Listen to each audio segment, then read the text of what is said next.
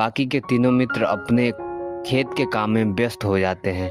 कुछ देर बाद वह तीनों खेत में काम करके वापस लौटते हैं और बुढ़िया से कहते हैं, माता जी, हमारा मित्र जो यह पानी पीने आया था वह कहाँ गया? इस पर वह बुढ़िया कहती है, क्या वह पानी पीने आया था? पर वह तो कह रहा था कि हम चारों जा रहे हैं, कृपया करके हमारा धन की पोटली हमें थमा दें। तब तीनों बड़े आश्चर्य होकर उस बुढ़िया से कहते हैं, माता जी, भला हमने कब कहा वह पोटली मांगी थी?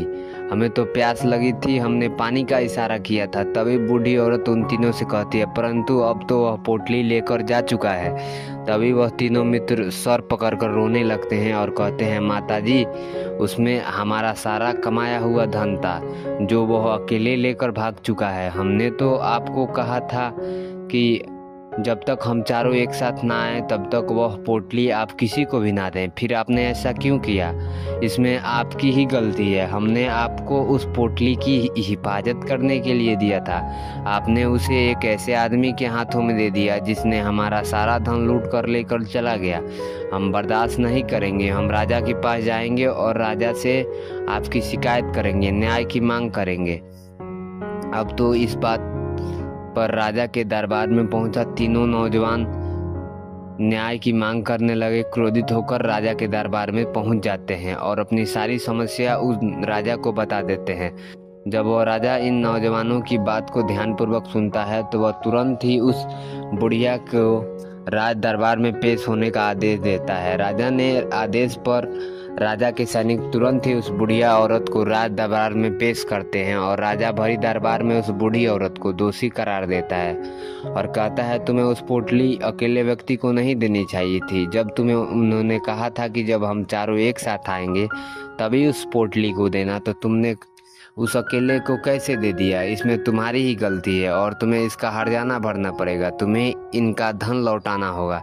राजा की यह आदेश सुनकर बूढ़ी औरत फूट फूट कर रोने लगी और कहने लगी, हे राजन, मदद की गुहार लगाने लगी और कहती है, हे राजन, मैं एक बूढ़ी औरत हूँ, मेरे पास इतना धन नहीं है और ना ही मेरे पास कोई ऐसा धन कमाने वाला व्यक्ति है कि मैं इनका धन लौटा सकूं। मैं तो अकेली बेसहारा, कृपया करके मुझ पर रहम करें। लेकिन राजा उस बूढ़ी औरत की एक भी नहीं सुनता है और बूढ़ी औरत रोने हुए अपने घर की ओर आ जाती है।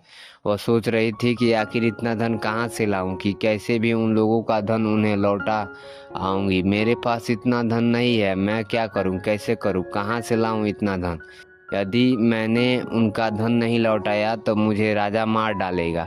वैसे भी मेरी ही गलती है। जब उन चारों ने मिलकर मुझे कहा कि हम चारों एक साथ आए तभी वह पोटली किसी को थमाना, लेकिन मैंने ऐसा नहीं किया। केवल एक व्यक्ति को नहीं देना चाहिए था। वह रोते हुए सारी बातें सोचते हुए अपने घर की ओर जा रही थी। तभी रास्ते में उस बूढ़ी औरत को वही संत मिले जो उस नगर में किसी भी समस्या का समाधान बड़ी ही सफलता और सहजता से करते थे। उन्होंने उस औरत से कहा, क्या बात है बेटी, क्यों रो रही हो? इस पर बूढ़ी औरत उस संत से सब कुछ सच सच बता देती है। राजन महाराज, इसमें गलती तो मेरी ही है। उन चारों ने पहले ही कहा था जब तक हम चारों एक साथ ना आए तब तक वह पोटली हम सब में से किसी को मत देना, लेकिन मेरी हिम्मत मारी गई। मैं वह पोटली केवल एक व्यक्ति को ही थमा दी और उनका सारा धन लेकर वहां से भाग गई। लेकिन अब वह समझ रहा था कि वह सारा धन कैसे ले आऊं, कैसे जुटाऊं, पर इतना धन नहीं है और राजा ने तो आदेश भी दे दिया है कि मुझे धन लौटाना ही पड़ेगा। लेकिन यह नहीं समझ पा रही हूँ कि इतना सारा धन कहाँ से लाऊंगी। तभी वह संत उस बूढ़ी औरत से कहते हैं, शांत हो जाओ, मैं कोई ना कोई रास्ता जरूर निकालूंगा। इतना कहकर वह शांत वहीं पर बैठ जाते हैं, ध्यान करने लगते हैं। कुछ देर बाद आपके बंद पर सोच विचार करते हैं, मौन रहकर वह समस्या का समाधान निकालते हैं और उसके बाद वह बूढ़ी औरत से कहते हैं, बेटी, राजा ने गलत फैसला किया है। आपने जो किया उसमें आपकी कोई गलती नहीं है। राजा का फैसला गलत है। उन संत को इतना कहने पर बूढ़ी औरत चुप हो गई और वह सोचने लगी, आखिर राजा का फैसला कैसे गलत हो सकता है। राजा तो सभी के लिए न्याय करते हैं और वह किसी का बुरा नहीं करते। आखिर फिर आज राजा का फैसला कैसे गलत हो गया। और उन संत उस बुढ़िया की बात आसपास के खड़े लोग सभी सुन रहे थे और वे लोग भी बड़े अचरज में थे, क्योंकि राजा का फैसला कैसे गलत हो सकता है। राजा ने बिल्कुल सही फैसला लिया है। इस बूढ़ी औरत ने ही गलती की है। उन चारों का धन लेकर एक ही को ही थमा दिया। ऐसे में उस बुढ़िया का उनका धन तो लौटाना ही चाहिए। राजा ने गलती फैसला कहा किया है। तभी वह संत उस बूढ़ी औरत से कहते हैं, जाओ और राज दरबार में कह दो, हे राजन, आपका फैसला गलत है और सही क्या है गलत क्या है इसका फैसला मैं करूँगा। पहले तो बूढ़ी औरत इतनी हिम्मत नहीं जुटा पा रही थी कि राज दरबार में जाकर भरे दरबार में राजा से यह कह सके, राजन, आपका फैसला गलत है। लेकिन जैसे तैसे उसने हिम्मत जुटाई और वह वापस राज दरबार पहुंची। उसने डरते हुए भरे राज दरबार में राजा से बड़ी धर रहती आवाज में कहा कि राजन, आपने फैसला किया है वह फैसला गलत है। इतना कहकर उसने राजा की सारी बातें सच सच बता दी। वह बूढ़ी औरत की बात सुन राजा बहुत क्रोधित हुआ। राजा ने उस बूढ़ी औरत से कहा, कौन है वह संत जिसने मेरे फैसले को गलत बताया है? क्या उन्हें नहीं लगता कि मेरा फैसला सही लिया है? मैं हर रोज कोई निर्णय लेता हूँ, कई फैसले करता हूँ, लेकिन आज तक किसी ने मुझसे यह नहीं कहा कि मेरा फैसला गलत है। यदि उन संत ने मुझे सही फैसला ना सुनाया तो मैं उन्हें फांसी की सजा दे दूंगा। यह बात पूरे नगर में फैल गई। सब लोग यह जानने के लिए हैरान थे कि आखिर वह साधु ऐसा कौन सा फैसला सुनाने वाले हैं जो राजा से भी उचित हो। सबके लिए न्याय होगा। राजा ने अपने सैनिक को तुरंत आदेश दिया कि जाओ, संत को राज दरबार में रहो। राजा की आज्ञा के अनुसार तुरंत सैनिक संत को लेने के लिए निकल पड़े। वे लोग कुछ ही देर उन संत को लेकर राज दरबार में पहुंचे। राजा दरबार में सभी लोग उपस्थित थे और लोगों ने उन संत के फैसले का इंतजार कर रहे थे। उन संत को देखकर राजा कहता है, महाराज, आपको ऐसा क्यों लगता है कि हमने जो फैसला किया है वह गलत है? इस बूढ़ी ने यह वादा किया था कि जब वह चारों एक साथ आए तो वो पोटली जमा आएगी। फिर आखिर वो अपने वादा क्यों तोड़ा? इससे यह गलती क्यों की कि उसने केवल एक ही पोटली थमा दी और वह सारा धन लेकर वहां से भाग गया? तो या इसमें इसकी गलती नहीं तो किसकी गलती है?